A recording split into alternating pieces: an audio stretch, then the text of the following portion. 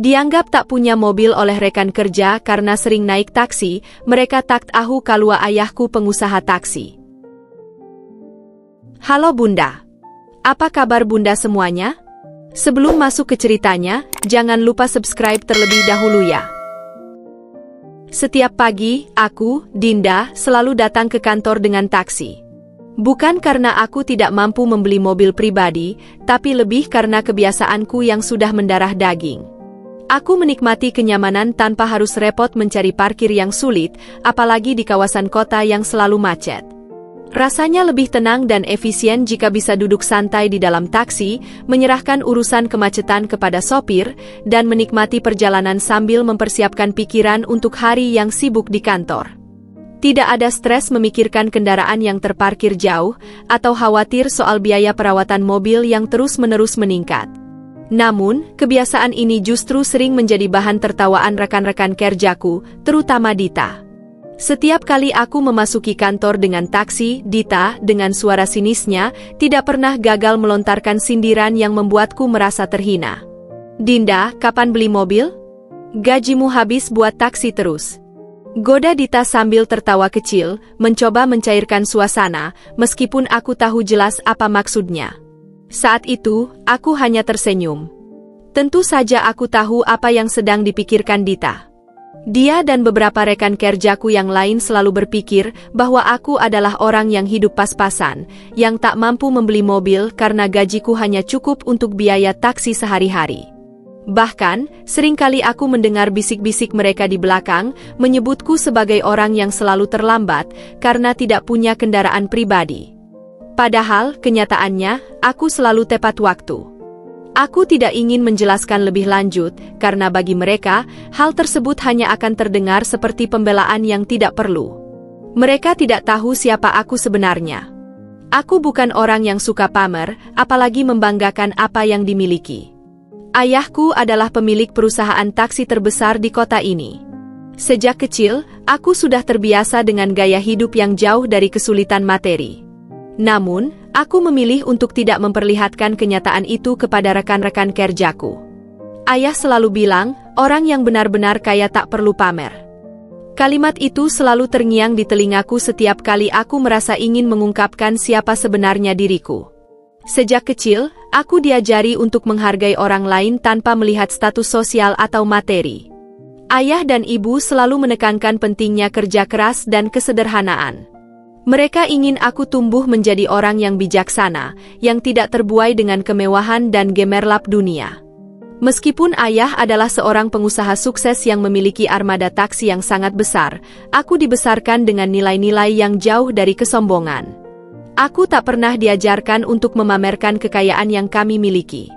Namun, di kantor, aku seringkali merasa terjebak dalam citra yang tidak sesuai dengan siapa aku sebenarnya. Rekan-rekanku, terutama Dita dan Andi, tak pernah berhenti mengolok-olokku karena kebiasaanku naik taksi. Mereka selalu menganggapku sebagai orang yang tidak mampu membeli mobil pribadi, meskipun aku bisa saja melakukannya kapan saja. Namun, aku memilih untuk tetap menggunakan taksi, bukan karena tak mampu, melainkan karena lebih nyaman dan praktis. Namun, hal ini mulai mengganggu perasaanku. Aku mulai merasa terisolasi. Meskipun aku mencoba untuk tetap tenang dan tidak membalas sindiran mereka, aku tahu betul bahwa mereka semakin memperlakukanku dengan cara yang berbeda. Beberapa kali, aku mendengar percakapan mereka yang merendahkan diriku. Dita, dengan cara yang paling menyebalkan, selalu bertanya dengan nada yang sengaja dibuat sinis, "Kapan ya kamu beli mobil? Atau jangan-jangan kamu gak mampu ya?" Kalimat itu selalu keluar dari mulutnya dengan senyum yang penuh arti. Rasanya, meskipun aku mencoba untuk tidak mempermasalahkan, semakin hari aku semakin merasa terjepit oleh kecaman mereka. Malam-malam, ketika aku sudah berada di rumah, aku seringkali terjaga, merenung tentang apa yang terjadi di kantor. Aku mulai merasa kesal, bingung, dan tidak tahu harus bagaimana.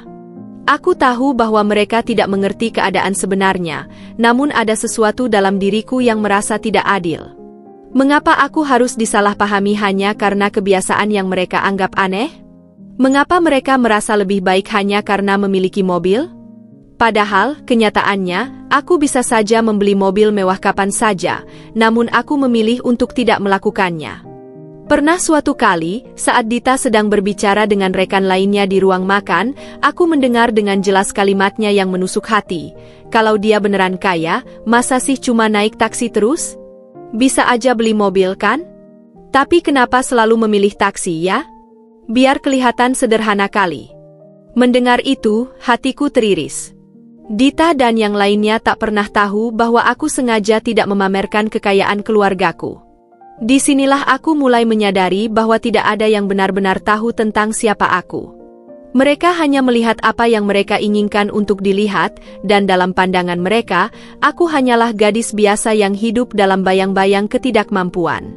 Seiring berjalannya waktu, aku merasa semakin lelah dengan sindiran-sindiran itu, meskipun aku berusaha keras untuk tidak membalas mereka. Namun, hatiku mulai tergerak. Jika mereka tidak bisa melihat aku sebagai diri sendiri, mungkin sudah saatnya mereka tahu siapa aku sebenarnya. Ketegangan di kantor semakin meningkat. Meskipun aku berusaha tetap fokus pada pekerjaanku, aku tak bisa menghindari fakta bahwa perlakuan rekan-rekanku semakin menjauh. Dita yang sejak awal sudah menunjukkan sikap merendahkan, semakin terang-terangan mengolok-olokku. Tidak hanya dalam percakapan pribadi, tapi juga di depan orang lain. Dia mulai membuat spekulasi-spekulasi liar tentangku, mengarahkannya pada kesalahan-kesalahan kecil yang sebenarnya tidak ada. Rasanya, aku hanya menunggu waktu sampai dia benar-benar mengungkapkan sesuatu yang lebih buruk. Suatu pagi, saat rapat mingguan berlangsung, Dita melontarkan sebuah pertanyaan yang terasa aneh dan tidak relevan. "Dinda, kamu gak telat gara-gara gak punya kendaraan kan?" Kalimat itu disampaikannya dengan nada yang sengaja dibuat terdengar ringan, seolah-olah tidak ada niat buruk. Namun, aku tahu betul apa maksudnya. Dia mencoba menanamkan pikiran di kepala bos dan rekan-rekan yang lain bahwa aku sering terlambat hanya karena aku tidak punya mobil pribadi, padahal kenyataannya, aku selalu datang tepat waktu. Aku merasa cemas, tetapi berusaha tetap tenang. Aku tidak ingin memberi dia kesempatan untuk lebih jauh menyebarkan fitnah yang tidak benar. Aku memutuskan untuk mengabaikan komentar itu dan fokus pada rapat, namun seiring berjalannya waktu, aku bisa merasakan atmosfer yang berubah. Dita semakin sering memperhatikan setiap langkahku, menunggu kesempatan untuk melontarkan sindiran lainnya. Di sisi lain, Dita tampaknya semakin menikmati posisinya. Aku bisa melihat bagaimana dia dengan sengaja mencari cara untuk menjatuhkanku di mata atasan. Dia mulai menyebarkan gosip-gosip murahan tentangku, mulai dari klaim bahwa aku sering terlambat, yang jelas-jelas tidak benar, hingga tuduhan bahwa aku kurang berdedikasi pada pekerjaan. Padahal, siapa yang lebih sering lembur dan menyelesaikan tugas dengan teliti selain aku? Namun, Dita dengan mudah membalikkan kenyataan dan membuat semua orang meragukan integritasku. Aku mulai merasakan kesulitan dalam menghadapinya, dan semakin lama semakin tertekan. Hari demi hari, aku terus berusaha untuk menunjukkan kinerjaku, berharap bahwa semua orang akhirnya akan melihat kerja kerasku. Namun, semakin aku berusaha, semakin kuat pula serangan dari Dita. Dia tidak hanya merusak reputasiku dengan kata-kata, tapi juga mulai mencari celah-celah kecil untuk menjatuhkan hasil kerjaku. Beberapa kali aku mendapati tugas yang kuperiksa sebelumnya tiba-tiba muncul dengan komentar-komentar meragukan dari bos, yang tentu saja semuanya merupakan hasil dari pengaruh Dita. Aku merasa seperti tidak bisa menang dalam situasi ini. Semua yang kulakukan seakan-akan tidak cukup baik. Bahkan, saat aku bekerja lebih keras, semakin banyak yang mulai berpihak pada Dita, yang terus menyebarkan gosip tentangku. Aku bisa merasakan bagaimana posisiku di kantor mulai terancam.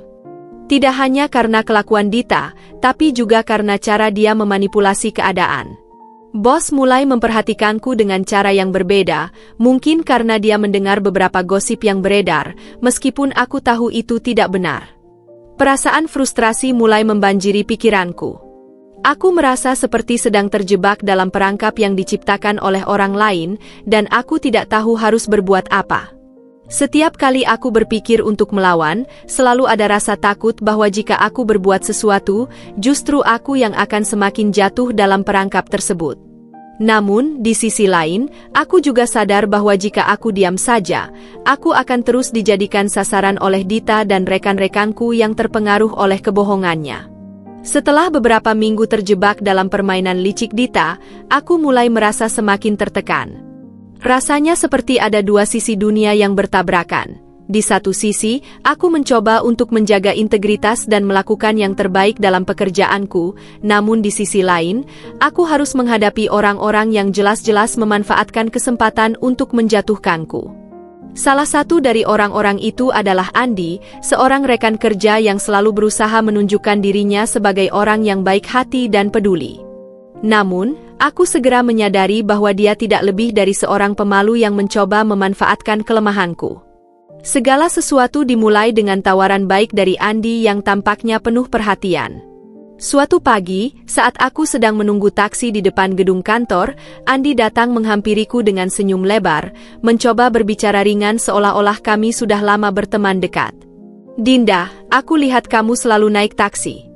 Kalau kamu mau, aku bisa antar kamu ke kantor tiap pagi. Aku lewat sini kok, jadi nggak masalah." Tawaran itu terasa sangat tidak terduga. Meskipun aku merasa sedikit canggung, aku pikir, mungkin ini adalah kesempatan untuk membangun hubungan yang lebih baik dengan Andi, yang selama ini selalu terkesan baik, meskipun agak berlebihan. Awalnya, aku menerima tawarannya dengan perasaan ragu-ragu. Aku berpikir bahwa ini bisa menjadi kesempatan untuk menghindari sindiran lebih lanjut dari Dita dan rekan-rekan yang lain, yang selalu mengolok-olok kebiasaanku naik taksi. Lagi pula, siapa yang tidak ingin diterima dengan baik oleh rekan kerja, terutama jika itu bisa mengurangi ketegangan yang ada? Aku merasa, mungkin dengan tumpangan Andi, aku bisa sedikit mengurangi beban mental yang sering aku rasakan setiap kali pergi ke kantor. Namun, tidak lama kemudian, aku mulai merasakan ada yang aneh dari tawaran Andi ini. Awalnya, semuanya berjalan lancar. Setiap pagi, Andi menjemputku tepat waktu, dan perjalanan ke kantor menjadi lebih singkat tanpa perlu naik taksi. Namun, kebiasaan itu mulai berubah ketika Andi mulai menuntut hal-hal yang lebih dari sekadar antar jemput biasa. Andi mulai memberikan syarat-syarat yang sedikit demi sedikit membuatku merasa tidak nyaman. Setiap kali aku masuk ke mobilnya, dia mulai menanyakan hal-hal pribadi yang terkesan ingin tahu lebih banyak tentang hidupku, sesuatu yang terasa sedikit berlebihan, mengingat kami tidak begitu dekat. Ternyata, lama-kelamaan, aku baru menyadari bahwa Andi tidak benar-benar menawarkan tumpangan secara cuma-cuma. Dia mulai menyuruhku untuk memberikan sejumlah uang setiap minggu sebagai biaya bensin, meskipun jarak yang kami tempuh sebenarnya tidak jauh, dan biaya bensin tidak mungkin sebanyak itu. Awalnya, aku merasa tidak enak menolak, karena dia terus memaksaku dengan alasan sudah biasa. Namun, semakin lama aku merasa ada yang tidak beres dengan sikapnya. 1 minggu, 2 minggu, bahkan 3 minggu berlalu, dan tuntutan Andi semakin tinggi. Dia meminta aku untuk membayar lebih, dengan alasan mobilnya sering mogok, yang menurutku terdengar sangat mengada-ada. Aku merasa seolah-olah aku sedang diperas, namun aku bingung harus berbuat apa. Pada titik ini, aku merasa benar-benar putus asa. Aku merasa tidak ada pilihan lain selain mengikuti permintaan Andi, meskipun itu sangat tidak adil. Aku mulai kehilangan rasa percaya diri. Aku tahu bahwa aku tidak bisa terus-terusan bergantung pada orang lain untuk mengatur hidupku, dan ini adalah titik di mana aku mulai menyadari betapa manipulatifnya Andi. Dia memanfaatkan kebutuhanku untuk kenyamanan dengan cara yang sangat licik. Setiap hari aku merasa lebih terperangkap dalam hubungan ini, seolah-olah aku tidak bisa lepas darinya tanpa menanggung konsekuensi yang lebih buruk lagi. Aku tidak hanya diperas secara finansial, tetapi juga dipojokkan secara emosional. Keadaan semakin tidak terkendali. Setelah berbulan-bulan menjalani tekanan yang semakin besar di kantor, aku merasa saatnya telah tiba untuk mengubah permainan. Dita dan Andi telah membuat hidupku penuh dengan sindiran, fitnah, dan manipulasi. Meskipun aku berusaha keras untuk tetap profesional dan tidak membalas perlakuan mereka dengan cara yang sama, ada titik di mana kesabaran itu mulai habis. Setiap hari, aku semakin merasa bahwa aku tidak hanya sedang berjuang untuk pekerjaan, tetapi juga untuk harga diri dan integritasku.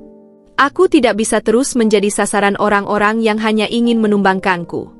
Hari itu, seperti biasa, aku berjalan keluar dari kantor setelah rapat yang panjang dan melelahkan. Hujan deras yang turun sejak siang membuat suasana semakin suram. Aku merasa sedikit lelah dan ingin cepat-cepat pulang, karena minggu ini terasa begitu berat dengan semua tekanan yang datang dari rekan-rekanku yang tak henti-hentinya menyudutkanku. Aku menatap jalan yang dipenuhi air hujan, berharap taksi akan segera datang menjemputku. Namun, tiba-tiba, suara mesin mobil yang jauh lebih besar dan halus dari taksi yang biasa aku naiki terdengar mendekat. Aku menoleh dan melihat sebuah mobil Mercedes-Benz hitam meluncur perlahan ke arahku.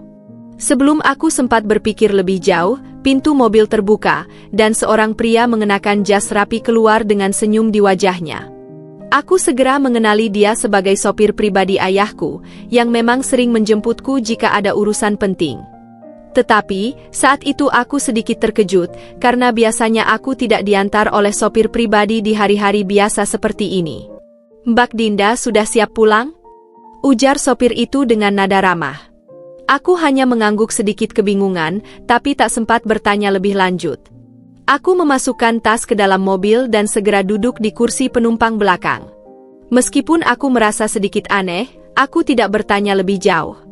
Namun, saat mobil melaju meninggalkan area kantor, aku baru mulai merenung. Apa yang sedang terjadi? Kenapa tiba-tiba ayah mengirimkan mobil untuk menjemputku?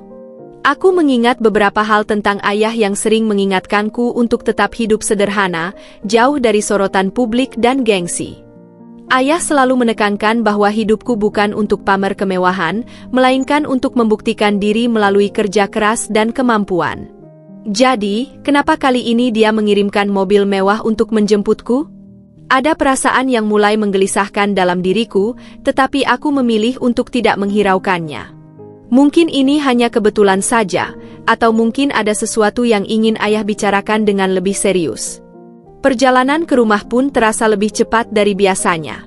Aku duduk termenung, membiarkan pikiran melayang.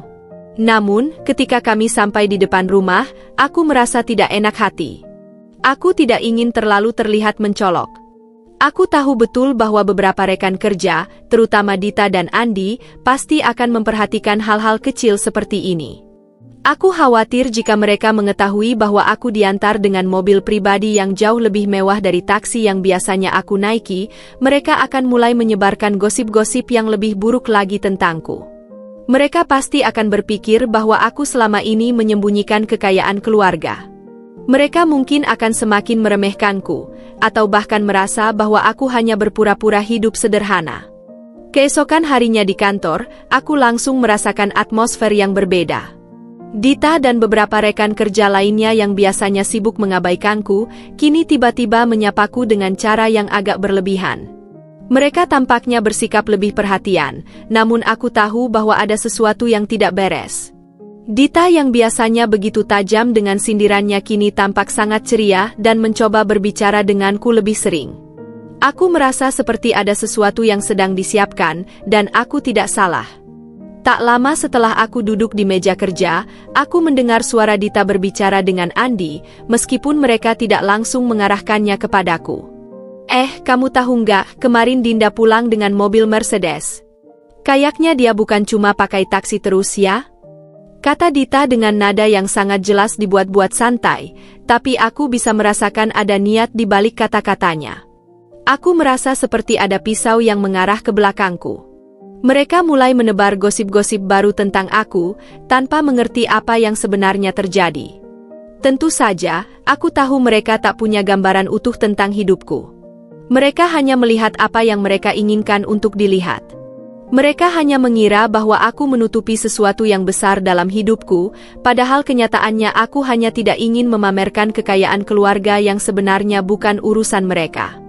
Aku mencoba untuk tetap tenang dan fokus pada pekerjaan, berusaha menepis semua bisikan dan komentar di sekitarku. Namun, semakin lama, semakin banyak rekan-rekan yang ikut terpengaruh oleh gosip-gosip itu. Aku merasa semakin kesulitan untuk mempertahankan ketenangan dalam menghadapi situasi ini. Setiap kali aku memasuki ruang kantor, rasanya seperti ada mata yang mengawasi, seolah-olah setiap langkahku dinilai dan dipertanyakan. Meskipun aku sudah mencoba untuk menjelaskan bahwa aku tidak ingin orang tahu tentang latar belakang keluargaku, gosip terus berkembang tanpa henti.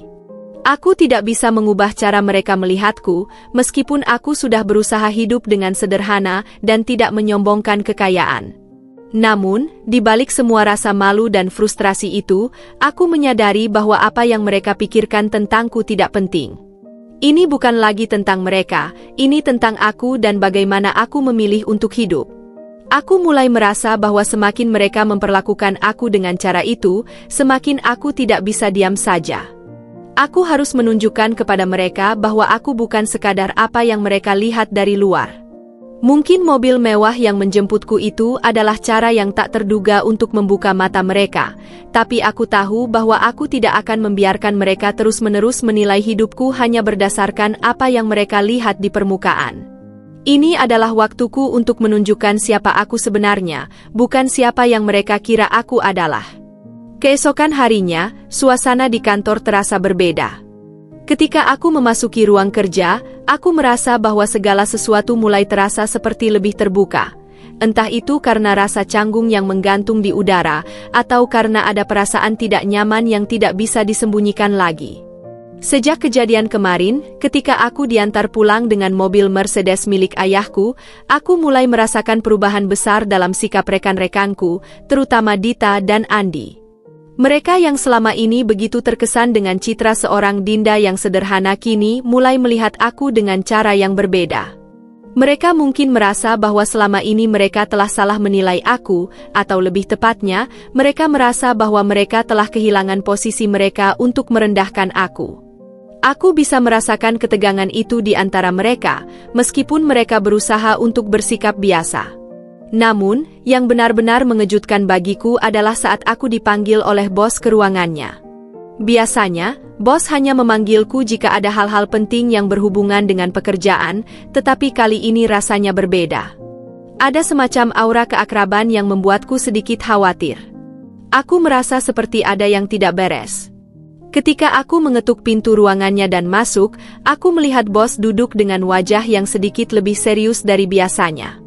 Di meja kerjanya, ada secari kertas yang tergeletak, dan aku bisa melihat bahwa dia tampaknya sedang menunggu seseorang, dan ternyata, orang yang dia tunggu itu adalah aku. "Dinda, duduklah," kata bos dengan nada yang lebih lembut, tetapi aku bisa merasakan ketegangan yang ada. Aku duduk di kursi di hadapannya, mencoba untuk tetap tenang meskipun hati terasa berdebar. "Apakah kamu tahu, ayahmu adalah teman dekat saya?" Lanjut bos, sambil menatapku dengan pandangan yang agak tajam. Aku terdiam beberapa saat, tidak tahu harus berkata apa. Aku tahu bahwa ayahku memiliki banyak kenalan, terutama di dunia bisnis, tetapi aku tidak tahu jika bosku termasuk salah satunya. Wajahku mulai memerah. Saya baru saja berbicara dengan beliau kemarin, dan kami membicarakan beberapa hal tentang perusahaan dan karyawan. Aku merasa ada sesuatu yang besar yang akan segera terungkap.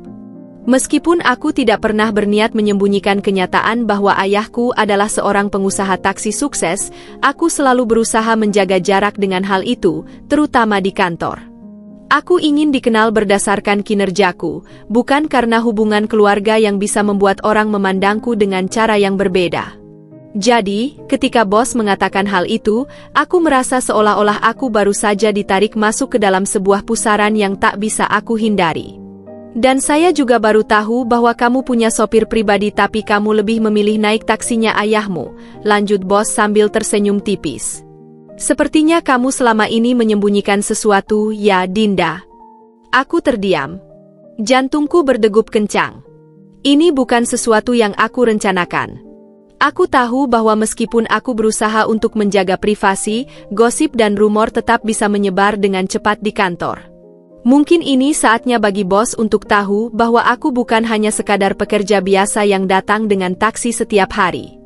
Ayahku adalah seorang pengusaha besar, dan aku juga hidup dalam kenyamanan yang tidak dapat disangkal. Tapi aku tidak ingin dianggap sebagai orang yang hanya mengandalkan kekayaan ayah. Aku ingin mereka melihatku lebih dari itu. "Aku tidak pernah berniat untuk membuat hal ini menjadi masalah, Pak," kataku akhirnya, berusaha menjaga ketenangan meskipun hatiku terasa terguncang. Saya hanya ingin menjalani hidup saya seperti orang lain, tanpa harus membawa-bawa nama keluarga. Bos mengangguk perlahan, tampaknya mengerti apa yang aku maksud. Saya mengerti, Dinda. Tapi saya juga tahu bagaimana rasanya berada di bawah bayang-bayang kesuksesan orang tua. Bos menatapku, dan untuk pertama kalinya aku merasakan ada empati di matanya. Kamu harus tahu bahwa meskipun kamu adalah anak dari seorang pengusaha besar, kamu tetap dihargai di sini karena kemampuanmu. Saya tidak pernah melihat kamu sebagai anak dari ayahmu, saya melihat kamu sebagai seorang profesional yang kompeten. Aku terdiam, merasa lega mendengar kata-kata itu. Namun, aku juga merasa bingung dengan perasaan yang datang setelahnya. Selama ini, aku selalu berusaha menjaga jarak antara dunia pribadiku dan dunia profesionalku, tetapi kini semuanya seperti terbuka begitu saja. Aku bisa merasakan bahwa sesuatu telah berubah, dan mungkin ini adalah titik balik yang tak terduga. Aku tidak lagi bisa menyembunyikan kenyataan tentang keluargaku, dan itu mungkin akan mengubah cara rekan-rekanku melihatku. Begitu aku kembali ke meja kerjaku, aku bisa melihat beberapa rekan yang mengamati aku dengan tatapan penuh pertanyaan, seolah-olah mereka telah mendengar sesuatu yang belum mereka ketahui sebelumnya. Dita yang selalu mengolok-olokku dengan sindiran-sindiran tajam kini terlihat sedikit berbeda. Matanya mengamati aku dengan rasa ingin tahu yang lebih besar.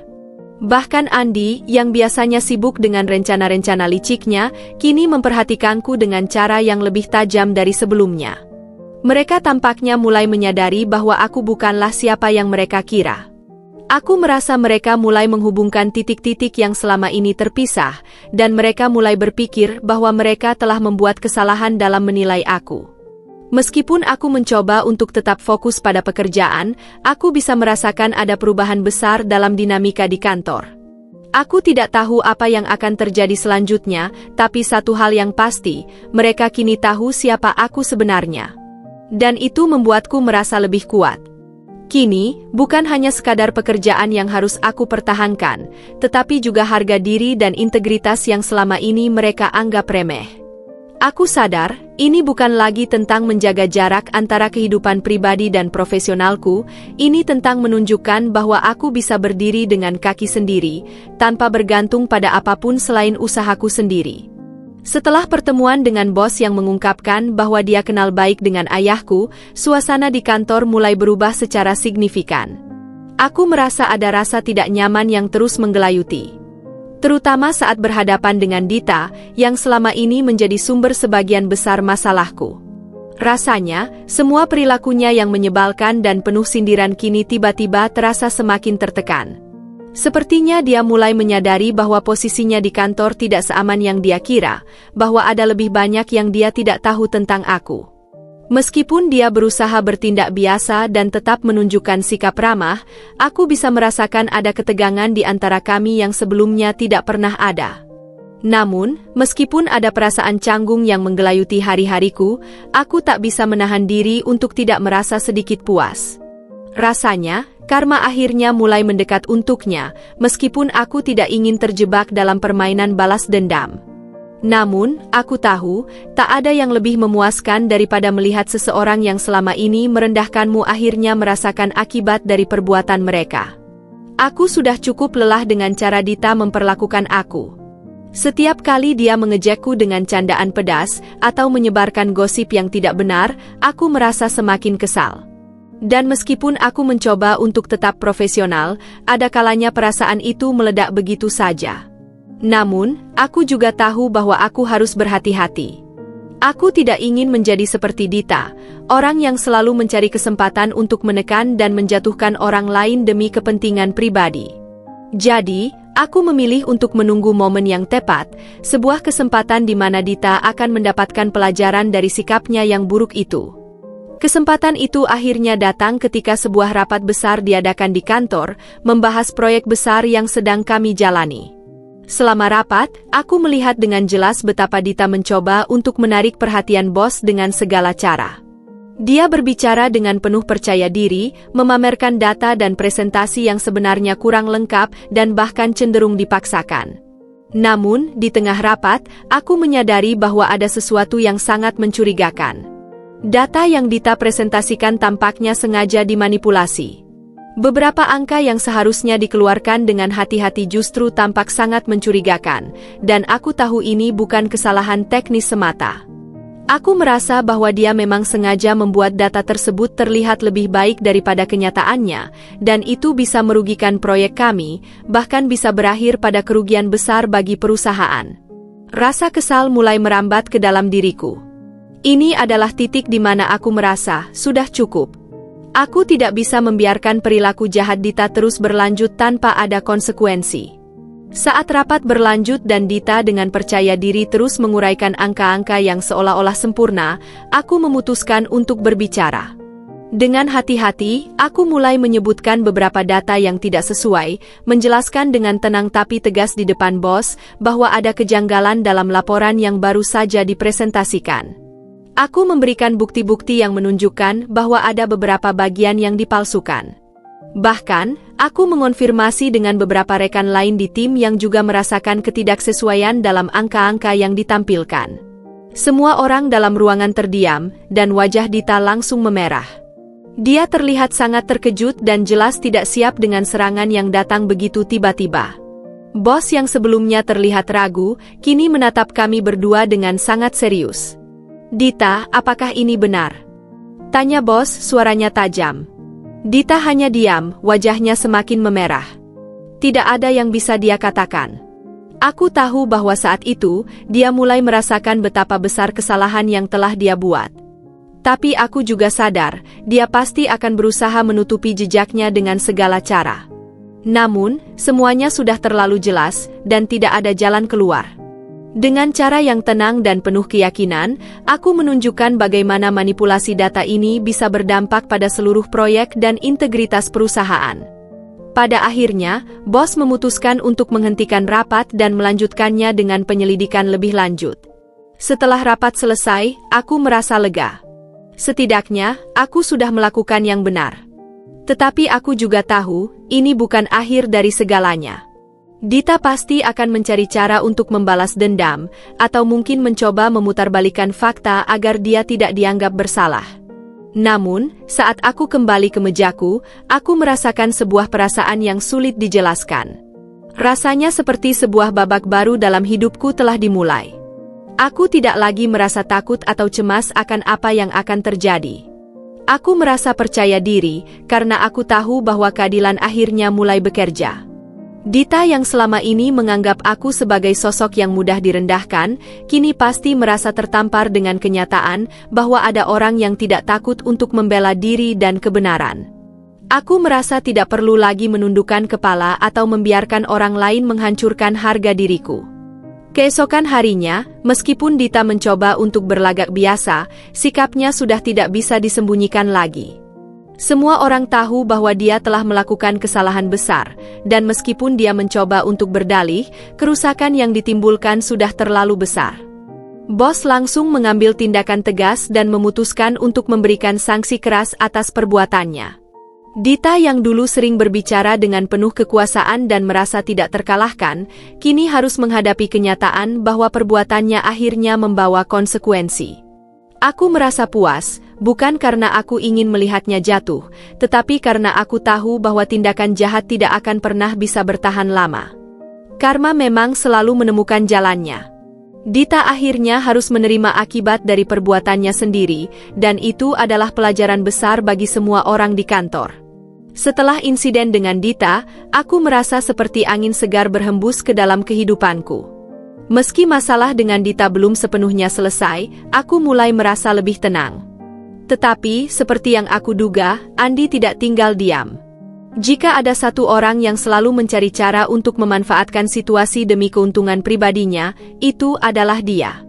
Dari kejadian lalu-lalu yang benar-benar membuka mataku terjadi saat aku menyadari bahwa Andi ternyata mulai memanipulasi lebih dari sekadar tumpangan. Beberapa kali, aku mendengar percakapan di ruang break yang mengindikasikan bahwa dia mulai bermain dengan dana proyek. Dengan percaya diri, dia menyebutkan tentang anggaran yang bisa dipermainkan untuk mendapatkan keuntungan pribadi. Waktu itu aku sedang duduk tidak jauh dari mereka, dan percakapan mereka terdengar begitu jelas. Andi berbicara tentang cara-cara menambah biaya yang sebenarnya tidak ada dalam proyek, atau bahkan mengubah alokasi dana untuk menutupi biaya lain yang tidak tercatat. Dia dengan lancar menyebutkan angka-angka yang tidak masuk akal, dan aku mulai menyadari bahwa selama ini dia memang lebih dari sekadar pengambil keuntungan kecil. Andi sedang terlibat dalam skema yang lebih besar, sebuah korupsi kecil yang berpotensi merusak seluruh proyek dan perusahaan tempat kami bekerja. Aku merasa jijik dan marah, tetapi aku tahu bahwa aku harus berhati-hati. Aku tidak bisa hanya diam dan membiarkan hal ini berlalu begitu saja, tapi aku juga tidak bisa langsung menyerangnya tanpa bukti. Aku harus membuat rencana. Aku mulai mengumpulkan informasi sebanyak mungkin, dengan hati-hati mengamati pergerakannya dan mencari cara agar dia tidak menyadari bahwa aku sudah mengetahui niat busuknya. Setiap kali aku melihat dia berbicara dengan rekan-rekan yang lebih tinggi posisinya, aku merasa semakin yakin bahwa Andi sedang mencari jalan untuk meraih lebih banyak uang secara ilegal, dan dengan memanfaatkan celah yang ada di perusahaan. Aku merasa harus mengambil tindakan, dan aku tahu bahwa langkah pertama adalah mengumpulkan bukti yang tak terbantahkan. Suatu hari, aku berhasil menemukan kesempatan untuk mengakses beberapa dokumen yang dia sembunyikan di komputer pribadinya. Dengan hati-hati, aku mencatat semua informasi yang relevan. Aku tahu, jika aku bisa menemukan bukti yang cukup kuat, aku bisa melaporkan semuanya ke pihak HRD tanpa ragu. Dan itulah yang akhirnya aku lakukan. Aku mengumpulkan semua dokumen yang menunjukkan betapa Andi telah memanipulasi anggaran proyek dan dengan jelas menunjukkan bagaimana dia berusaha menambah biaya yang tidak sah. Bukti-bukti itu sangat kuat dan tidak bisa disangkal. Keesokan harinya, aku menyerahkan dokumen-dokumen tersebut kepada HRD dengan hati yang berdebar-debar. Aku tahu, ini adalah langkah besar dan bisa berisiko. Namun, aku merasa ini adalah hal yang benar untuk dilakukan. Aku tidak bisa membiarkan Andi terus mempermainkan sistem dan merugikan orang lain demi keuntungan pribadinya. Aku menunggu beberapa hari dengan cemas, melihat reaksi rekan-rekan kerjaku, tapi aku tidak mendengar kabar apapun. Hari demi hari berlalu, dan semakin banyak tekanan yang aku rasakan, terutama dari Andi, yang mulai bertindak lebih agresif dan memperlakukan aku dengan cara yang lebih kasar, seolah dia sudah mulai curiga bahwa aku terlibat dalam sesuatu yang bisa mengancam posisinya. Kemudian, pada suatu pagi, aku menerima panggilan dari pihak HRD. Mereka ingin mengonfirmasi beberapa informasi dan memintaku untuk datang ke kantor mereka. Aku tahu bahwa ini adalah saat yang telah aku tunggu. Ketika aku bertemu dengan mereka, HRD sudah memiliki bukti lengkap tentang apa yang telah dilakukan Andi. Mereka telah menyelidiki lebih lanjut, dan ternyata skema yang dia jalankan jauh lebih besar dari yang aku bayangkan. Dia tidak hanya mengambil keuntungan dari proyek yang dia tangani, tetapi juga memanipulasi beberapa dokumen lain yang melibatkan dana perusahaan dalam jumlah besar. Dengan bukti-bukti yang ada, mereka langsung memutuskan untuk mengadakan rapat internal dan menyelidiki lebih lanjut. Setelah beberapa hari, Andi dipanggil ke HRD untuk memberikan penjelasan. Wajahnya terlihat sangat pucat dan gugup. Aku bisa merasakan ketegangan di udara saat dia duduk di ruang rapat, mencoba mencari-cari alasan untuk menutupi perbuatannya. Namun, tidak ada yang bisa dia katakan untuk membela diri. Semua bukti yang ada sangat jelas, dan dia tidak bisa mengelak lagi. Pada akhirnya, Andi dipecat dengan segera. Berita ini segera menyebar di seluruh kantor, dan meskipun beberapa orang merasa sedikit terkejut, aku bisa melihat ada yang merasa lega, karena akhirnya seseorang yang selama ini merusak suasana dengan cara liciknya, akhirnya mendapat ganjaran yang setimpal. Aku merasa sedikit lega, tetapi juga tidak bisa menghilangkan rasa kesal yang mendalam terhadap bagaimana dia telah memanfaatkan kepercayaan orang lain demi keuntungan pribadinya. Keputusan untuk melaporkan tindakan Andi adalah hal yang sulit, tetapi aku tahu bahwa itu adalah hal yang benar. Keberanianku untuk melangkah lebih jauh dari sekadar menjadi korban akhirnya membawa keadilan bagi semua orang yang telah dirugikan oleh ulahnya. Kini, Andi terjebak dalam skandal yang telah ia ciptakan sendiri, dan aku tahu, karma akan terus mengikutinya kemanapun dia pergi. Setelah kejadian yang menimpa Dita dan Andi, aku merasa suasana di kantor mulai berubah. Ada yang tampak lebih tenang, tetapi juga ada yang merasa tidak nyaman dengan kehadiranku. Meskipun beberapa rekan kerja mulai menghormati aku, ada pula yang seolah menjauh. Dita sudah tidak lagi terlalu sering menggodaku atau menebar gosip murahan tentangku, karena dia tahu itu bisa membuatnya semakin terpojok. Namun, ada satu masalah baru yang muncul, kali ini datang dari rekan-rekan yang lebih tua dan lebih berpengalaman di kantor. Mereka mulai berbicara di belakang, membicarakan posisiku yang tiba-tiba semakin baik setelah serangkaian kejadian yang mengungkapkan kebenaran tentang Dita dan Andi. Ada sebuah bisikan yang semakin kencang, rumor yang semakin berkembang, tentang aku yang sebenarnya hanya mendapat semua kesempatan itu berkat hubungan keluargaku, atau lebih tepatnya, karena ayahku yang punya perusahaan taksi besar itu. Aku tak bisa menyangkal bahwa banyak yang mulai menilai aku dengan cara yang sangat berbeda. Meskipun aku tahu bahwa posisi yang aku raih sejauh ini adalah hasil dari kerja keras dan dedikasi, banyak yang mulai menganggapnya sebagai sesuatu yang tidak layak. Aku bahkan mulai mendengar bisikan-bisikan bahwa aku mungkin saja mendapatkan promosi dan posisi baru karena koneksi yang ada, bukan karena kemampuanku. Tidak sedikit yang menganggap bahwa aku hanyalah anak manja yang bisa menikmati hidup dengan segala kemudahan, tanpa benar-benar berjuang. Aku merasa sangat disudutkan, terutama karena mereka tidak tahu apa yang sebenarnya terjadi di balik layar. Mereka tidak tahu betapa kerasnya aku bekerja untuk membuktikan bahwa aku bisa lebih dari sekadar nama besar ayahku. Mereka tidak tahu betapa banyaknya rintangan yang harus aku hadapi, baik di kantor maupun dalam kehidupan pribadiku. Di luar kantor, ayah selalu mengingatkanku untuk tidak membiarkan keberhasilanku terpengaruh oleh apa yang orang pikirkan. Orang-orang hanya melihat kulit luarnya, Dinda, kata ayah suatu ketika, tapi yang penting adalah apa yang kamu capai sendiri. Namun, kata-kata ayah terasa sulit untuk diabaikan begitu saja, terutama ketika orang-orang di sekitar mulai membuat asumsi yang salah tentangku. Setiap kali aku mendengar gosip atau desas-desus di ruang break, aku merasa semakin terjepit. Tak jarang, aku mendengar komentar sinis seperti, Dinda itu kan cuma bisa berkat bantuan orang tuanya, nggak usah dipikirin. Atau lebih parahnya, ada yang berbisik, kayaknya Dinda itu dapat promosi karena ayahnya punya perusahaan taksi kan? Bisa aja dia menyogok untuk itu. Rumor itu semakin meluas, dan meskipun aku berusaha mengabaikannya, rasa frustrasi semakin menumpuk. Aku tahu, meskipun tidak ada yang pernah menyebutkan langsung kepadaku, komentar-komentar seperti itu mulai membuat suasana di kantor menjadi lebih kaku. Aku mulai merasa terasingkan, bahkan dari rekan-rekan yang sebelumnya aku anggap sebagai teman baik. Seolah-olah, mereka mulai memandangku dengan kecurigaan, seolah semua yang aku capai adalah karena kedudukan orang tuaku, bukan hasil dari kemampuan dan kerja kerasku. Aku sangat marah, bukan karena mereka meragukan kemampuanku, tetapi karena mereka sudah membuat keputusan sepihak tentang siapa aku hanya berdasarkan informasi yang salah. Semakin lama, tekanan itu semakin berat. Aku merasa setiap langkah yang aku ambil selalu diikuti oleh pandangan sinis. Bahkan, di rapat-rapat penting, aku merasa mereka lebih sering menantikan kesalahanku daripada mengapresiasi kontribusiku.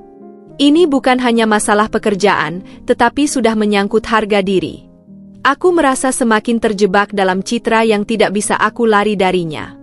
Apapun yang aku lakukan, semua selalu dikaitkan dengan ayahku.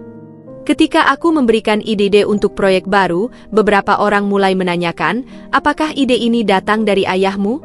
Atau kamu yang memutuskan ini sendiri? Atau ketika aku tampil di depan klien dengan percaya diri, beberapa dari mereka bahkan tidak percaya bahwa aku bisa melakukan itu tanpa bantuan orang tua. Semua itu membuatku merasa seperti aku tidak pernah diberi kesempatan untuk menunjukkan siapa diriku sebenarnya.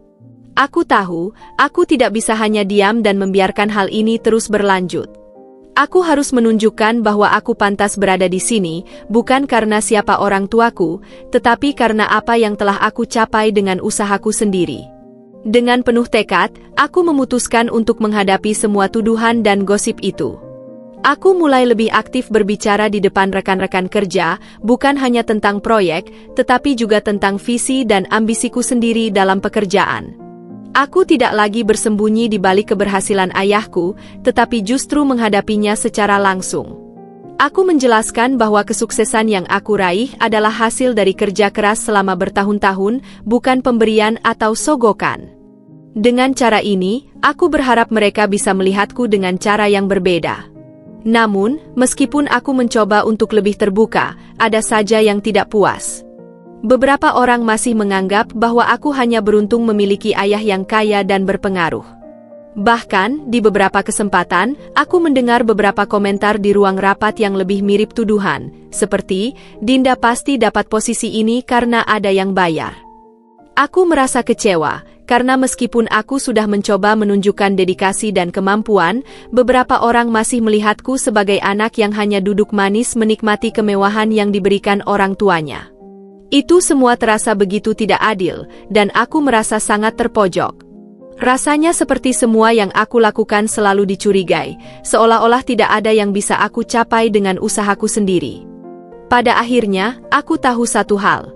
Aku harus lebih keras lagi bekerja, lebih banyak lagi membuktikan diri, sampai akhirnya orang-orang itu bisa melihatku bukan sebagai anak pengusaha, tetapi sebagai seorang profesional yang pantas mendapat semua yang aku raih. Aku sadar, tidak ada jalan pintas dalam hidup ini. Jika aku ingin dihargai, aku harus menunjukkan dengan jelas bahwa aku layak. Tidak ada cara lain, kecuali dengan membuktikan bahwa aku bisa sukses dengan cara yang sah, tanpa harus bergantung pada siapapun, terutama orang tuaku. Seminggu setelah rumor tentang aku yang menyogok untuk mendapatkan posisi tinggi di kantor mulai berkembang, rasa cemas dan marah dalam diriku semakin memuncak. Aku merasa seperti sudah berjalan di atas tali yang rapuh, setiap langkah terasa semakin berat, seolah-olah seluruh dunia di sekitarku sedang menunggu aku untuk jatuh. Aku tahu, jika aku tidak bisa mengatasi persepsi yang salah ini, aku bisa saja kehilangan segala yang telah aku bangun selama ini. Semua kerja keras yang kulakukan selama bertahun-tahun bisa hancur dalam sekejap mata. Aku merasa seolah-olah hidupku sedang dipertaruhkan dalam permainan yang tak pernah aku pilih. Hari-hari berlalu dengan penuh ketegangan. Ketika aku berjalan melewati meja-meja rekan kerja, aku bisa merasakan pandangan mereka yang penuh curiga dan bisikan-bisikan yang semakin keras. Aku berusaha untuk tetap tenang dan fokus pada pekerjaanku, tetapi tekanan itu semakin besar. Setiap keputusan yang aku buat, setiap keputusan kecil yang melibatkan aku, selalu mendapat sorotan yang lebih tajam dari sebelumnya. Aku tahu mereka semua sedang mengamati langkahku, menunggu aku melakukan kesalahan. Aku mulai merasa bahwa pekerjaan yang sebelumnya aku nikmati kini menjadi beban berat yang hampir tak tertahankan. Aku merindukan masa-masa ketika aku bisa bekerja dengan tenang tanpa merasa dihakimi oleh orang lain. Namun, meskipun aku berusaha untuk tetap tegar, aku sadar bahwa aku tidak bisa hanya diam dan membiarkan diriku terus dijadikan sasaran fitnah. Tidak ada yang lebih penting bagiku saat itu selain membuktikan bahwa aku mendapatkan posisiku bukan karena hubungan keluargaku, tetapi karena kemampuan dan dedikasi yang aku miliki. Aku tahu bahwa untuk itu, aku perlu membuat langkah yang lebih besar. Hari itu, aku akhirnya memutuskan untuk berbicara dengan bosku, Pak Danu, yang selama ini selalu mendukungku di belakang layar, meskipun dia tidak tahu banyak tentang latar belakang keluargaku. Aku tahu bahwa dia adalah satu-satunya orang yang bisa memberikan klarifikasi yang cukup untuk mengakhiri semua rumor yang menyakitkan itu. Aku memutuskan untuk menemui Pak Danu setelah rapat siang. Ruangan kantornya terasa lebih besar dari biasanya saat aku melangkah masuk, seperti ada jarak yang tak terucapkan di antara kami. Aku duduk di kursi depan mejanya, mencoba menenangkan diri, meskipun hati ini berdebar-debar tak terkendali. Pak Danu menatapku dengan ekspresi serius, lalu berkata, "Ada apa, Dinda? Sepertinya ada yang mengganggu pikiranmu belakangan ini." Aku menarik napas panjang dan mulai berbicara. "Pak Danu, saya datang untuk membicarakan sesuatu yang sudah lama mengganggu saya. Saya tahu ada banyak rumor yang beredar tentang saya, terutama soal bagaimana saya mendapatkan posisi ini. Saya ingin menjelaskan semuanya agar tidak ada kesalahpahaman lebih lanjut." Pak Danu mendengarkan dengan seksama, dan aku bisa melihat dari sorot matanya bahwa dia sangat menghargai kejujuran dan ketulusan dalam diriku. Aku melanjutkan penjelasanku dengan terbuka, tanpa ada yang disembunyikan. Aku menceritakan bagaimana aku merasa terpojok dengan rumor yang menyatakan bahwa aku mendapatkan promosi dan posisi ini hanya karena koneksi dengan ayahku, pemilik perusahaan taksi besar itu. Aku menjelaskan betapa sulitnya aku bekerja keras untuk membuktikan diri, mengatasi prasangka dan perasaan tidak dihargai.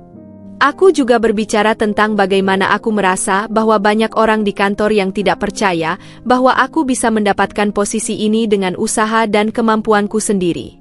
Aku bercerita tentang betapa aku telah berjuang agar orang-orang tidak hanya melihatku sebagai anak pengusaha, tetapi sebagai seorang profesional yang layak dihargai berdasarkan kualitas dan kerja keras. Pak Danu mendengarkan dengan penuh perhatian, dan seketika aku merasakan beban yang sedikit terangkat. Ketika aku selesai berbicara, dia berkata dengan tenang, "Dinda, saya tahu bahwa kamu tidak bisa mengubah persepsi orang lain dalam semalam. Tetapi apa yang saya tahu tentangmu adalah bahwa kamu adalah orang yang sangat berdedikasi pada pekerjaanmu. Saya sudah melihat langsung bagaimana kamu bekerja, dan saya tidak pernah meragukan kemampuanmu.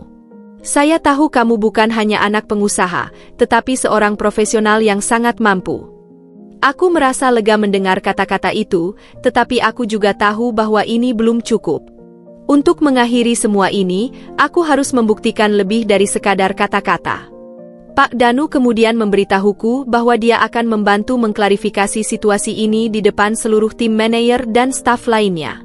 Dia menjelaskan bahwa dia akan mengadakan pertemuan internal untuk mengungkap kebenaran dan memastikan bahwa semua orang tahu bahwa aku tidak mendapatkan posisiku karena hubungan keluarga, tetapi karena kinerja dan kontribusiku yang nyata. Aku merasa sangat terbantu dengan dukungan ini, meskipun aku tahu bahwa proses ini tidak akan mudah. Namun, aku juga sadar bahwa langkah pertama untuk mengakhiri semua rumor ini adalah dengan memiliki orang yang berpengaruh di pihakku, yang bisa membuktikan bahwa aku adalah seorang profesional yang layak. Beberapa hari setelah pertemuan dengan Pak Danu, dia akhirnya mengatur rapat besar di kantor, dihadiri oleh semua manajer dan staf yang lebih senior. Dalam rapat itu, Pak Danu mengungkapkan segala hal yang selama ini tersembunyi, terutama mengenai latar belakang aku dan keluargaku. Ia dengan jelas menyatakan bahwa meskipun ayahku adalah seorang pengusaha sukses, itu tidak ada kaitannya dengan posisi yang aku dapatkan. Semua itu hanya bisa didapatkan melalui kerja keras, dedikasi, dan kemampuan. Dia juga menekankan bahwa aku telah bekerja dengan sangat baik dan memberikan kontribusi besar untuk perusahaan selama ini. Setelah rapat itu, aku merasakan perubahan yang cukup signifikan. Beberapa rekan kerja mulai mengubah pandangan mereka terhadapku, dan meskipun ada beberapa yang tetap skeptis, setidaknya aku tahu bahwa tidak ada lagi fitnah yang mengganggu diriku. Ternyata, kebenaran yang aku harapkan untuk terungkap itu membawa dampak yang lebih besar dari yang aku bayangkan. Beberapa orang yang sebelumnya ragu mulai memberikan penghargaan atas kerja kerasku, dan aku merasa dihargai bukan hanya karena posisiku, tetapi karena kontribusiku dalam tim. Meskipun jalan yang harus aku tempuh untuk mendapatkan pengakuan itu penuh liku, aku merasa langkahku semakin mantap. Aku tahu bahwa dalam dunia ini, kebenaran mungkin tidak selalu datang dengan mudah, tetapi akhirnya, kebenaran akan selalu menang. Kini, aku bisa bernapas lega, karena tidak ada lagi yang bisa menganggapku sebagai seseorang yang hanya mengandalkan nama besar. Aku adalah Dinda, seorang profesional yang layak mendapatkan setiap pencapaian yang aku raih. Beberapa minggu setelah rapat besar yang diadakan oleh Pak Danu untuk mengklarifikasi semua rumor tentangku, suasana di kantor mulai sedikit mereda. Meskipun ada beberapa orang yang masih bersikap dingin, aku merasa bahwa langkah yang aku ambil untuk membela diri telah mulai membuahkan hasil. Reputasiku perlahan pulih, meskipun aku tahu masih ada yang menganggapku sebagai anak yang beruntung karena latar belakang keluarga. Namun, aku tetap fokus pada apa yang bisa aku lakukan, bukan pada apa yang orang pikirkan tentangku. Aku bekerja lebih keras lagi, berusaha menunjukkan bahwa aku layak berada di posisi ini. Hari itu, Pak Danu mengirimkan pesan singkat kepadaku untuk segera datang ke ruangannya setelah jam makan siang. Rasa penasaran dan sedikit cemas menghampiriku. Aku sudah tidak bisa menebak apa yang akan terjadi, namun ada semacam firasat baik yang membuatku ingin tetap optimis. Aku bergegas menuju ruangannya, hati berdebar kencang. Setelah mengetuk pintu dan masuk, Pak Danu yang sedang duduk di belakang mejanya menyambutku dengan senyum tipis. "Dinda, duduklah. Ada hal penting yang ingin saya bicarakan denganmu," katanya sambil menunjuk kursi di depannya. Aku duduk, berusaha menjaga ekspresi wajah tetap tenang meskipun hati ini semakin gelisah. Pak Danu menatapku sejenak, kemudian berkata, "Setelah melihat kinerja dan dedikasimu dalam beberapa bulan terakhir, saya rasa sudah saatnya bagi kamu untuk naik ke posisi yang lebih tinggi di perusahaan ini." Aku terkejut, mulutku rasanya terkatup seketika. Tidak menyangka, Pak Danu akan memberikan kesempatan sebesar ini. Ini bukan hanya sekadar pujian, tetapi sesuatu yang lebih besar. Tanpa bisa menahan perasaan, aku akhirnya mengeluarkan kata-kata yang sudah tak bisa lagi dipendam. "Pak Danu, saya sangat berterima kasih atas kesempatan ini. Ini semua berkat dukungan dan kepercayaan yang telah Bapak berikan selama ini." Pak Danu tersenyum dan melanjutkan, "Kepercayaan itu datang karena kamu telah menunjukkan apa yang kamu bisa. Meskipun banyak yang meragukan kemampuanmu, saya tahu kamu lebih dari sekadar anak pengusaha. Kamu adalah seorang profesional yang sangat berdedikasi. Ini adalah hasil dari kerja keras dan komitmenmu terhadap perusahaan." Kata-kata itu menghangatkan hatiku, seolah-olah semua perjuangan dan pengorbananku akhirnya mendapat pengakuan yang pantas. Kemudian, Pak Danu membuka sebuah map yang ada di mejanya dan menunjukkan surat pengangkatan. Posisi yang aku dapatkan adalah sebagai manajer proyek untuk divisi yang sangat penting. Aku tak bisa berkata apa-apa selain terdiam. Ini adalah impian yang selama ini aku dambakan, sebuah kesempatan untuk memimpin tim besar dan menjadi bagian dari keputusan-keputusan strategis perusahaan. Posisi ini bukan hanya meningkatkan tanggung jawab, tetapi juga memberikan peluang lebih besar untuk membuktikan bahwa aku memang layak berada di puncak. Saat aku memegang surat itu, ada perasaan yang bercampur aduk antara kebahagiaan dan tanggung jawab yang besar. Aku tahu ini bukan akhir dari perjalanan, tetapi justru awal dari tantangan yang lebih berat. "Terima kasih, Pak Danu," aku akhirnya bisa mengucapkan kalimat itu dengan tulus, meskipun rasanya seperti ada banyak hal yang ingin aku katakan namun terhambat oleh emosi. Pak Danu hanya tersenyum, lalu memberikan beberapa nasihat penting mengenai posisi baru ini. Dia mengingatkan agar aku terus menjaga profesionalisme, tidak terbawa oleh egoku, dan selalu mendengarkan pendapat tim, karena keberhasilan dalam posisi ini bergantung pada kerjasama yang solid dengan rekan-rekan kerja lainnya. Setelah pertemuan itu, aku keluar dari ruangannya dengan perasaan yang campur aduk. Di satu sisi, aku merasa sangat bangga dan bahagia karena akhirnya bisa membuktikan diri. Tetapi di sisi lain, aku juga sadar bahwa tantangan baru ini bukanlah hal yang mudah. Posisi ini akan menguji kemampuan manajerialku, kemampuan untuk mengelola proyek besar dan tim yang terdiri dari berbagai individu dengan karakter yang berbeda-beda. Aku harus bisa menjaga keseimbangan antara kepemimpinan yang tegas dan pendekatan yang mengedepankan kerjasama. Ini adalah ujian sesungguhnya untuk membuktikan bahwa aku pantas mendapatkan kesempatan ini. Keesokan harinya, pengumuman resmi mengenai promosi ini dilakukan di depan seluruh staf dan manajer. Aku berdiri di hadapan mereka, merasakan semua mata tertuju padaku. Di tengah-tengah kebisingan kantor yang sibuk, ada sepi yang terasa begitu nyata. Aku tidak tahu apakah mereka benar-benar mendukung keputusan ini atau hanya terpaksa menerima. Namun, aku merasa semakin kuat dengan setiap kata yang aku ucapkan dalam pengumuman tersebut. Aku mengucapkan terima kasih kepada semua rekan kerja yang telah mendukungku dan berbicara dengan keyakinan bahwa, meskipun banyak yang meragukan, aku akan terus membuktikan bahwa aku layak. Ternyata, meskipun beberapa orang masih tidak bisa melepaskan prasangka lama, ada juga banyak yang memberikan ucapan selamat tulus. Beberapa rekan yang sebelumnya tidak begitu dekat denganku, kini mulai mengulurkan tangan untuk bekerja sama lebih erat. Namun, ada juga yang masih menunjukkan sikap acuh tak acuh, bahkan ada yang masih berbisik bahwa posisiku ini didapatkan karena hubungan keluargaku. Aku sadar bahwa meskipun promosi ini adalah sebuah kemenangan, perjalanan untuk mengubah persepsi orang lain masih panjang.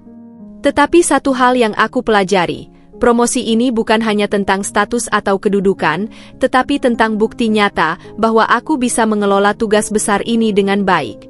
Di dalam hati, aku berjanji pada diriku sendiri bahwa aku tidak akan membiarkan persepsi orang lain menghalangiku untuk menjadi yang terbaik. Aku akan menunjukkan bahwa aku bisa memimpin dengan bijaksana, dan bahwa promosi ini adalah hasil dari kerja keras, bukan karena faktor lain. Aku tahu tantangan di depan semakin berat, tetapi aku juga yakin bahwa aku bisa menghadapinya. Dengan posisi baruku, aku akan membawa perubahan positif, dan aku akan memastikan bahwa keputusan yang aku buat akan selalu mencerminkan kualitas dan kemampuan yang sebenarnya. Ini adalah awal baru, dan aku siap untuk menjalaninya dengan penuh semangat dan keyakinan. Minggu-minggu setelah promosi yang kuberoleh, suasana di kantor mulai sedikit lebih tenang. Meski ada beberapa rekan yang masih mempertanyakan kredibilitasku, sebagian besar sudah mulai menerima kenyataan bahwa aku diangkat karena kemampuanku, bukan hanya karena hubungan keluarga. Namun, meskipun begitu, aku tetap merasa bahwa aku tidak sepenuhnya diterima. Di balik senyuman dan ucapan selamat yang disampaikan rekan-rekanku, aku merasakan adanya jarak yang tak terucapkan. Beberapa dari mereka masih memperlakukanku dengan sikap formal, seolah-olah mereka tetap melihatku sebagai ancaman atau seseorang yang hanya beruntung. Di tengah situasi yang agak menegangkan itu, aku merasa sangat bersyukur karena ada satu orang yang benar-benar memperlakukanku dengan tulus. Siska. Dia adalah rekan kerja baru yang bergabung dengan tim beberapa bulan setelah promosi itu diumumkan. Siska berasal dari divisi yang berbeda dan baru saja dipindahkan ke tim kami untuk membantu menangani proyek baru yang cukup besar. Ketika pertama kali bertemu dengannya, aku langsung merasakan bahwa Siska adalah orang yang berbeda. Dia tidak hanya berbicara tentang pekerjaan dengan serius, tetapi juga memiliki sikap yang sangat baik dan perhatian. Tidak ada tanda-tanda kecanggungan atau ketidaksukaan di wajahnya seperti yang sering kutemui pada rekan-rekan lainnya. Suatu hari, setelah rapat yang sangat melelahkan, Siska mengajakku makan siang bersama. Aku yang biasanya lebih memilih makan sendirian atau bersama beberapa rekan dekat, kali itu merasa bahwa ini adalah kesempatan yang baik untuk mengenalnya lebih jauh. Kami pergi ke sebuah kafe kecil yang berada tidak jauh dari kantor, tempat yang nyaman untuk berbicara tanpa gangguan. Saat kami duduk, Siska mulai bercerita tentang pengalamannya bekerja di perusahaan lain sebelum bergabung di sini. Ternyata, dia sudah berpengalaman cukup lama di industri yang sama, tetapi dia memutuskan untuk pindah ke perusahaan ini karena ingin tantangan baru dan lingkungan yang lebih mendukung pertumbuhan karir. Seiring berjalannya waktu, kami semakin sering bekerja sama dalam berbagai proyek dan rapat. Setiap kali ada keputusan besar yang harus dibuat, Siska selalu menyarankan solusi yang masuk akal dan praktis, tanpa membuang-buang waktu. Ketika ada anggota tim yang kesulitan atau merasa tertekan, dia selalu menjadi orang pertama yang menawarkan bantuan atau memberikan semangat. Keberadaannya membuat suasana kerja menjadi lebih ringan, bahkan ketika tekanan mulai menggunung. Aku mulai merasa bahwa, meskipun di kantor ini banyak orang yang lebih senior dan berpengalaman, ada satu orang yang benar-benar bisa diandalkan, dan itu adalah Siska. Perlahan, hubungan kami semakin berkembang menjadi sebuah persahabatan yang tulus. Aku merasa beruntung memiliki Siska di timku, bukan hanya karena kemampuannya yang luar biasa, tetapi juga karena sikapnya yang penuh perhatian dan pengertian.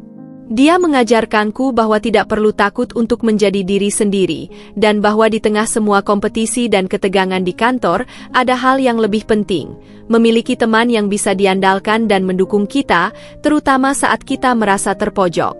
Dengan hadirnya Siska, aku merasa sedikit lebih kuat. Dia adalah bukti bahwa masih ada kebaikan di dunia kerja yang seringkali dipenuhi dengan intrik dan persaingan. Aku tahu bahwa persahabatan kami akan terus berkembang seiring berjalannya waktu, dan aku berharap kami bisa saling mendukung satu sama lain, tidak hanya dalam pekerjaan, tetapi juga dalam kehidupan pribadi kami. Siska adalah seseorang yang bisa aku percayai, dan itu adalah hal yang sangat berharga di dunia yang seringkali terasa penuh dengan ketidakpastian. Meskipun beberapa waktu telah berlalu sejak pengumuman tentang promosi dan perubahan besar dalam hidupku, aku masih merasakan kehadiran Dita di sekitarku, meskipun dia kini bekerja di cabang yang lebih jauh. Mungkin dia berpikir bahwa aku tidak menyadari keberadaannya, namun aku cukup paham bahwa dia masih merasa sakit hati. Dita, dengan sikapnya yang angkuh dan iri, tak bisa menerima kenyataan bahwa aku bisa mengalahkannya. Aku tahu dia tidak akan tinggal diam begitu saja, dan akhirnya, kekhawatiranku terbukti. Kali ini, Dita tidak lagi berusaha menebar fitnah secara terang-terangan. Sebaliknya, dia memilih cara yang lebih halus, namun sama sekali tidak kalah berbahaya. Berita pertama yang sampai ke telingaku tentang rencana Dita datang dari salah satu rekan kerja di divisi lain yang cukup dekat denganku. Dia memberitahuku bahwa Dita mulai mendekati beberapa klien besar yang biasanya menjadi tanggung jawabku, berusaha menanamkan keraguan tentang kemampuanku di mata mereka. Dita menyebarkan gosip yang menyatakan bahwa promosi yang aku terima bukanlah hasil dari kerja keras, melainkan karena pengaruh ayahku yang dikenal sebagai pengusaha besar di bidang transportasi. Meskipun aku sudah tahu sejak awal bahwa Dita tidak akan tinggal diam, aku merasa sangat kesal mendengar bahwa dia bahkan berani mencoba merusak reputasiku di depan klien-klien penting. Aku memutuskan untuk menyelidiki lebih lanjut. Aku tidak bisa membiarkan hal ini merusak karir yang sudah aku bangun dengan susah payah. Jadi, aku mulai memperhatikan setiap langkah Dita dengan lebih seksama. Tidak lama kemudian, aku mendapat bukti-bukti yang cukup kuat untuk membuktikan bahwa Dita telah melakukan apa yang kuberhentikan di dalam hatiku sejak awal. Dia menghasut beberapa klien agar meragukan kemampuan tim kami, bahkan sampai menghasut mereka untuk membatalkan kontrak yang sudah disepakati sebelumnya. Pada awalnya, aku merasa sedikit bingung. Apa yang seharusnya aku lakukan? Haruskah aku langsung melaporkan tindakannya ke atasan, atau apakah ini hanya sebuah kesalahpahaman? Namun, semakin aku merenung, semakin aku merasa bahwa tindakan ini tidak bisa dibiarkan begitu saja. Jika aku diam, Dita akan terus merasa bahwa dia bisa mendapatkan segala yang dia inginkan dengan cara curang. Dan jika aku tidak bertindak, siapa lagi yang akan menjaga integritas tim kami? Ini bukan hanya soal harga diriku, tetapi juga tentang masa depan perusahaan tempatku bekerja. Aku tahu bahwa langkah ini bukanlah langkah yang mudah. Namun, aku juga sadar bahwa jika aku ingin mempertahankan posisiku di perusahaan ini, aku harus mengambil langkah yang tegas dan tepat. Aku pun memutuskan untuk berbicara langsung dengan Pak Danu. Beberapa hari setelah aku mengetahui rencana Dita, aku mengajukan waktu untuk bertemu dengan Pak Danu di ruangannya, tanpa memberitahukan siapapun, termasuk Dita. Aku datang dengan membawa bukti percakapan Dita dengan beberapa klien yang tercatat dalam email dan pesan tertulis. Pak Danu, kataku dengan tenang saat memasuki ruangannya. Ada hal yang ingin saya laporkan terkait beberapa kegiatan yang tidak etis yang sedang berlangsung di tim kita. Pak Danu menatapku dengan serius, dan aku mulai menjelaskan situasinya dengan detail. Aku menjelaskan bagaimana Dita mulai mendekati klien-klien penting, menghasut mereka untuk meragukan kemampuan kami, dan mencoba mempengaruhi keputusan mereka untuk berpaling ke penyedia jasa lain. Pak Danu mendengarkan dengan seksama, wajahnya tanpa ekspresi, tetapi aku bisa melihat bahwa dia terkejut dengan apa yang aku sampaikan. Setelah beberapa saat, dia berkata dengan suara rendah namun tegas, "Dinda, kamu sudah melakukan hal yang tepat. Kami tidak bisa mentolerir perilaku seperti ini di perusahaan. Terima kasih telah memberitahukan saya." Tanpa menunggu lama, dia melanjutkan, "Saya akan segera menyelidiki lebih lanjut dan mengambil tindakan yang diperlukan." Sungguh, aku merasa lega karena Pak Danu menerima laporan ini dengan serius. Meskipun aku tahu bahwa Dita mungkin tidak akan mudah menyerah begitu saja, aku merasa sedikit lebih yakin bahwa langkah-langkah yang tepat akan diambil untuk melindungi nama baik perusahaan dan memastikan bahwa orang-orang yang berusaha merusak integritas tim kami akan mendapatkan balasan yang setimpal. Namun, aku juga tahu bahwa ini bukan akhir dari masalah. Dita tidak akan membiarkan dirinya begitu saja terpojok. Beberapa hari setelah pertemuanku dengan Pak Danu, aku menerima pesan dari seorang kolega yang bekerja di divisi yang sama dengan Dita. Dia memberitahuku bahwa Dita mulai melakukan pendekatan yang lebih intensif dengan beberapa klien penting, mencoba menawarkan layanan yang lebih murah dengan janji-janji kosong. Ini jelas merupakan langkah balasan yang diambil Dita untuk menggoyahkan kepercayaan diri tim kami. Kali ini, Dita tidak hanya mencoba merusak reputasiku di depan Pak Danu dan klien-klien, tetapi juga berusaha merebut kepercayaan yang sudah kami bangun dengan susah payah. Menyadari bahwa Dita mungkin berusaha untuk mengambil alih peran yang lebih besar, aku menyusun rencana untuk menghadapinya. Aku tidak bisa membiarkan Dita merusak segala sesuatu yang telah kami bangun. Meskipun dia mungkin tidak tahu siapa aku sebenarnya, aku akan menunjukkan kepadanya bahwa aku lebih dari sekadar seorang anak pengusaha. Aku adalah seorang profesional yang pantas mendapatkan posisi dan penghargaan yang aku terima. Ini adalah waktu yang tepat untuk membuktikan bahwa tidak ada yang bisa menghancurkan reputasiku dengan mudah, dan bahwa karma akan selalu menghampiri mereka yang berbuat jahat. Aku siap menghadapi apapun yang datang, karena aku tahu kebenaran akan selalu muncul di permukaan pada akhirnya. Setelah beberapa minggu berlalu, tampaknya kehidupan kantor mulai kembali berjalan normal. Namun, aku tahu bahwa Dita masih berada di balik bayang-bayang. Setiap kali aku berjalan melewati ruang kerjanya yang kini terletak di cabang yang jauh, aku bisa merasakan ketegangan yang masih mengambang di udara. Meski dia tidak lagi berada di pusat perhatian, aku tahu bahwa dia masih merencanakan sesuatu. Keinginan Dita untuk balas dendam sudah menjadi bahan bakar yang terus menyala, dan meskipun dia terlihat tidak lagi begitu agresif seperti sebelumnya, aku merasa bahwa dia tidak akan berhenti sampai melihat aku jatuh.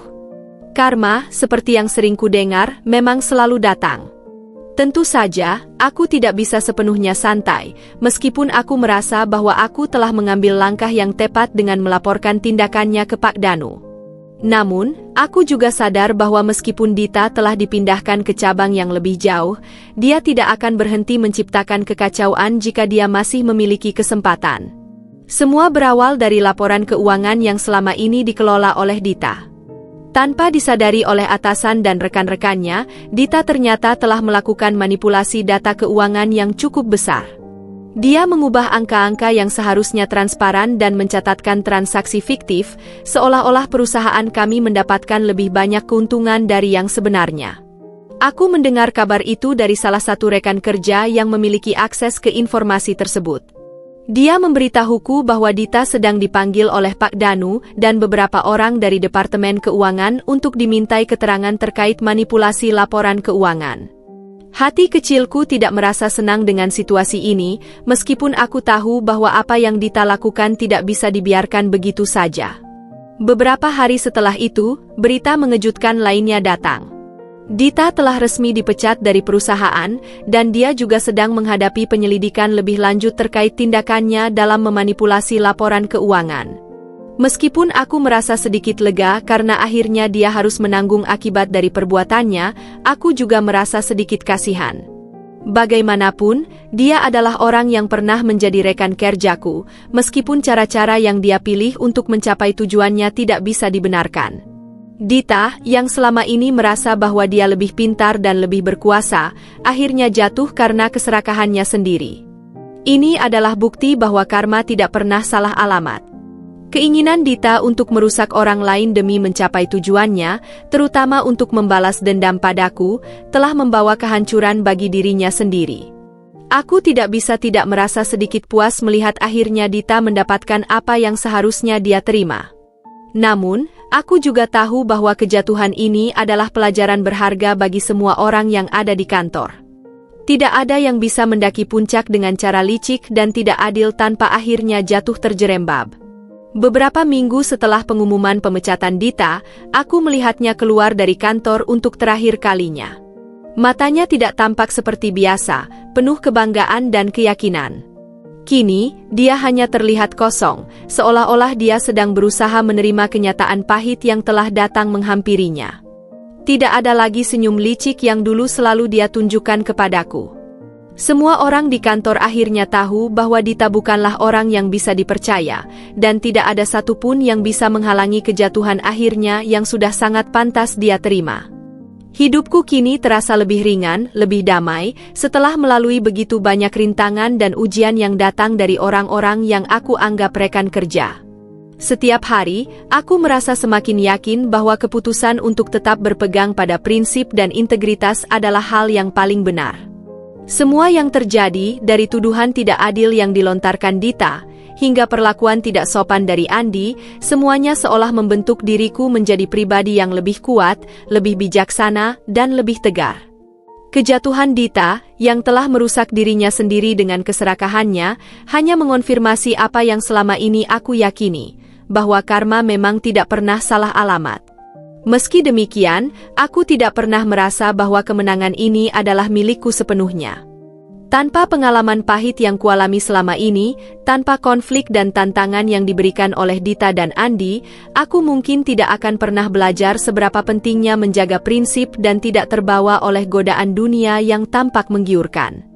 Aku tahu bahwa aku bukan satu-satunya yang berjuang, bahwa setiap orang di sekitar aku memiliki cerita mereka sendiri, perjuangan mereka sendiri. Namun, melalui semua ini, aku belajar bahwa keteguhan hati dan kerja keras adalah hal yang jauh lebih berarti daripada semua keuntungan yang didapat dengan cara instan. Sementara itu, aku merasa bahwa kantor kini lebih harmonis. Banyak rekan kerja yang mulai lebih menghargai satu sama lain, tak lagi ada kecemburuan yang menyakitkan atau sindiran-sindiran yang menghakimi. Rasa saling menghormati mulai tumbuh kembali di antara kami. Aku tahu bahwa sebagian besar perubahan ini terjadi karena sikapku yang tidak pernah membalas keburukan dengan keburukan. Aku memilih untuk mengabaikan segala fitnah dan tetap fokus pada pekerjaan yang ada di hadapanku. Meski aku tahu tidak semua orang bisa berubah secepat itu, aku percaya bahwa kebaikan dan kejujuran selalu membawa dampak positif, meskipun terkadang butuh waktu. Dita, di sisi lain, kini hidup jauh dari perusahaan dan dari dunia yang dulu dia kenal. Dia telah dipindahkan ke cabang yang jauh, dan meskipun dia mencoba untuk mencari kesempatan baru, jejak keburukannya sulit untuk dilupakan. Beberapa kali aku mendengar cerita tentang bagaimana dia berusaha mencari pekerjaan baru, namun banyak perusahaan yang akhirnya memilih untuk tidak mempekerjakannya setelah mengetahui rekam jejaknya.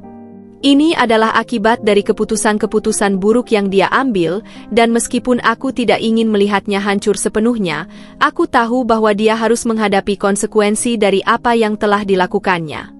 Andi pun tidak jauh berbeda. Setelah pemecatannya, dia kesulitan untuk menemukan pekerjaan baru. Semua upayanya untuk mencari pekerjaan di bidang yang sama hanya berakhir dengan penolakan.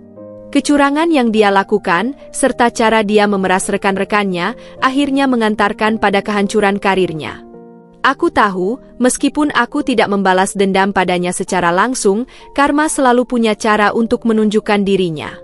Mungkin Andi dan Dita belajar dengan cara yang keras, namun aku percaya bahwa pengalaman ini akan membuka mata mereka tentang bagaimana pentingnya menjalani hidup dengan integritas dan kejujuran. Hidupku kini lebih sederhana namun penuh dengan kedamaian. Aku tidak lagi merasakan tekanan yang dulu sering datang ketika aku harus menghadapi sindiran dari rekan kerja yang meremehkan aku. Aku lebih menikmati proses dalam setiap pekerjaan yang aku lakukan, dan aku merasa lebih puas dengan apa yang aku capai, karena aku tahu semuanya datang dengan usaha dan kesungguhan hati. Tidak ada lagi ketakutan akan penilaian orang lain, karena aku tahu bahwa aku sudah melakukan yang terbaik dengan apa yang aku miliki. Aku tidak perlu membuktikan apapun kepada siapapun selain diriku sendiri. Dengan semua yang telah terjadi, aku semakin yakin bahwa tidak ada yang lebih penting daripada menjadi diri sendiri dan menjalani hidup dengan integritas. Dan yang lebih penting lagi, aku tahu bahwa kehidupan ini bukan tentang seberapa banyak yang kita punya, tetapi tentang seberapa besar kita bisa memberi, berbagi, dan menciptakan dampak positif bagi orang lain di sekitar kita. Akhirnya, aku berhasil mencapai kebahagiaan bukan karena apa yang aku miliki, tetapi karena apa yang telah aku pelajari dari perjalanan ini, dan bagaimana aku bisa menjadi pribadi yang lebih baik dengan setiap tantangan yang datang.